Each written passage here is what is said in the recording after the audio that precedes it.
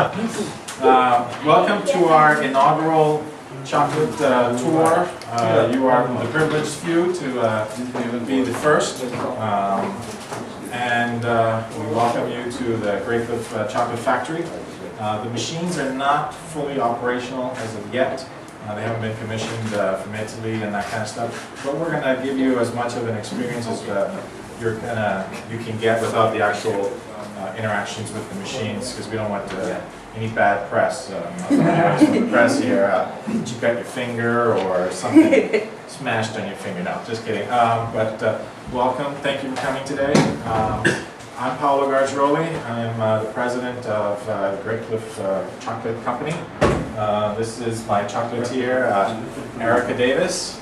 She is from Atlanta, and she's got about 22 years experience in chocolate making business. She's been on Top Chef, Just Desserts, Food Network.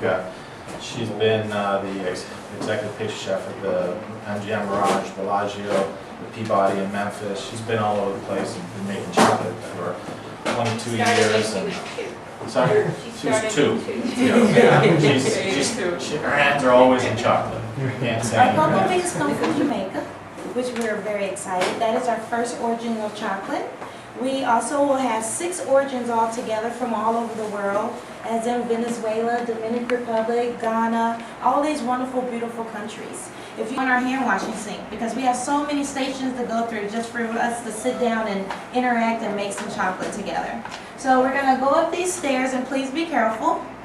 And you wash your hands, we don't have insurance. Wash your hands, and we'll have you dry them, and then we're going to give you some blue gloves. So you really feel like Lupa Lupa here at the Willy Wonka factory. And then we'll go on with our tour. It's pretty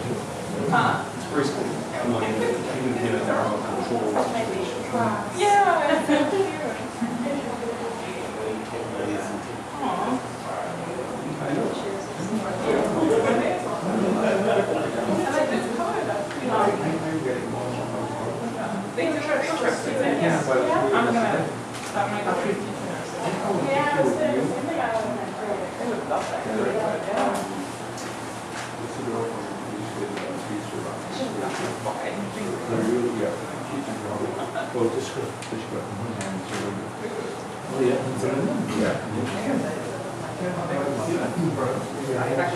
Also, head of our children's room. Yes? They'll be able to finger paint and do But all when we say finger paint, it's with chocolate. It's colored chocolate. So all these yellows and greens and purples and oranges, they'll be able to do that with chocolate. So that is going to be fun for them. They'll be able to make their own chocolate puzzles, search for our chocolate gold coins. Also, we'll be able to paint little chocolate mustaches. They'll walk out of here covered in chocolate. I don't know what their parents are going to say, but we'll leave. The kids will leave happy. Yeah. So, you know. At least for the next few hours, they'll be very, very happy. They'll be very, very happy. The kids will be very happy. The parents won't be that happy. So, but we just wanted you to see all this wonderful things that we have for our kids to do and be in this wonderful, colorful room. Yes. And now we're going to take you into the adult room. It doesn't mean that you have to act like adults, but we'll take you in and we'll get to play with some chocolate. We're going to pretend we are adults. Yes.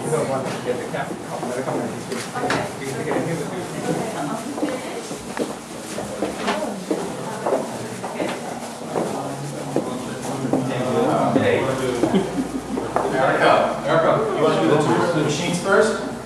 Yeah. Okay, so everybody come on in. And then we're going to have you take your places afterwards. We're going to do a quick run through all of the machinery. Don't sit down yet. We want to run you through some information on the machines before we start. Okay. So this is the adult room. This is basically where the whole process starts. Once the beans arrive to us, these are the beans that have not been roasted as yet. So these are fermented beans. You're welcome to smell them, touch them, feel them. Everybody come up, come up. So come on around. We're Don't eat them though. They're not fermented. Yes, they haven't been roasted or fermented. You gotta touch me. And these have been roasted, so you can see the difference in the. What about the roasted ones? You can, but let me tell you, bitter. Oh, I can imagine. yeah, I mean, you just Why must I be the guinea pig? what you can do is just sort of. It's horrible. Not good Yeah, for you. Those are the ones. No. yeah, they're not. No. It's just that it hasn't developed its flavor yet. That's why they haven't been fermented. Yeah, it's going to be really bitter. So, let you taste it. Delicious. That grape lip makes some good chocolate. Also, after. Horrible, don't do it.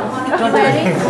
We're going to be doing the beans actually take about from 25 minutes to 1 hour for the actual roasting process, depending on how dark and light. It's just the same process happens also when you do coffee, so it's pretty much the same process. So once they've been roasted, then we air dry them here so that we can cool them off before we use them. Then they go into this machine right behind us over here. And this machine actually serves two purposes.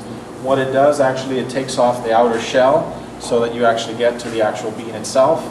And then we put it into this side of the machine here, and it actually breaks them up into smaller pieces called cocoa nibs.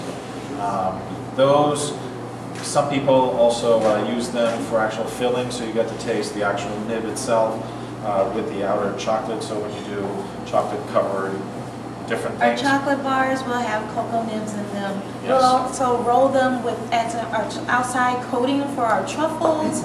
We can candy them. So, you know, I don't like to do full sugar, but we'll make some sugar, candy our chocolate nibs, and it just adds an extra crunch. As Paulo was saying before with the roasting, because of us roasting it, brings out all this wonderful flavor. And also we are using Jamaican beans. And Bahamas So, and yes, and Royce. soon. There's, we're experimenting in Andros at the moment, and there's also, we have located 6 acres just off Carmichael Road that we're finalizing negotiations with. So we'll actually have some cacao plants here in Nassau. Trees. Thank you. With that, because we roast them, those flavors come out. So the first set of beans that we'll start roasting is from Jamaica, and those flavors come out is like vanilla and pineapple. And it's so crazy how each origin of chocolate has its own flavor. So we're really looking forward to what our flavors are going to come out from here. And we're not only going to be doing just country specific, but we're also going to be doing very, very specific, like exactly what they do in the wine business, where you have vineyard, estate, actual wines. We're going to be doing the same process with our chocolate. It'll be this particular estate in Jamaica. And for right now, we're using bachelor estates out of Jamaica, which is amazing because they are fair trade and organic, and that is very important to us. You know, just like I know that, I don't know if you know about the history of chocolate to diamonds, it's the same similar thing. And we don't want to be a part of something that is not going to be good for all of us. So, I mean, slave labor we keep behind. So, now we move on. Yes, the next step after we get the actual cocoa nibs, the nibs go into this machine here, and this machine grinds them and basically creates what's eventually is called cocoa liquor. It's non-alcoholic, but it's a liquefied paste. So this is the first time that the chocolate actually takes on its first resemblance of what we know as chocolate. And it's so rich and dense. It's like, it's kind of a ooey gooey kind of thing, you know? Still bitter. But still bitter, without the sweetening and extra oomph. Extra oomph, yes. Back to the process. Once the actual chocolate is finished in that stone melanger over there, then it goes into these 2 storage vats. What they do is they keep the chocolate at a warm enough temperature so that once it's finished in here, then it's pumped from here into our two Tempering tempering machines. Thank you. And with our tempering machines, it's very, very important. This is like one of the most important things for me, are the tempering machines. Otherwise, I would be stirring for the rest of my life. And we don't want that to happen. One big arm. Yes, yes. Lots of muscles here. But this is where we take the chocolate and we take it to such a high temperature of like 117. And then we drop it slowly. And this machine is a constant stir. And it also helps the crystals in the chocolate so that we can break them down and we slowly bring it to temperature. I'm not going to tell you our secret temperature. Everybody has their own secret. So Great Cliff Chocolatier has their secrets. So we bring it down to our secret temperature, and we have two tempering machines. Correct. This one is for manual loading, for when Dipping truffles, doing some hand bonbons if I wanted to. But then we move over here, and we also have our chocolate bars, some of our other molds that we do for our bonbons. And we load up our molds in here. The belt goes straight across, and the chocolate goes in. It's like awesome Willy Wonka for real. And then we have our cooling tunnel, which you won't ever see in a lot of places. This cooling tunnel will help us push out so much chocolate and really, really help us out. Even though we're like one of the coldest places on this island because of all the air condition, this just even takes it up another notch. And so our chocolate goes straight through this tunnel all the way to the end, and at the end we'll have a finished product, and we'll load them up on one of those racks over there. After that, we let it sit for a little bit, because all through this process, it's all about letting the chocolate develop from the time it comes from the roasting all the way to here.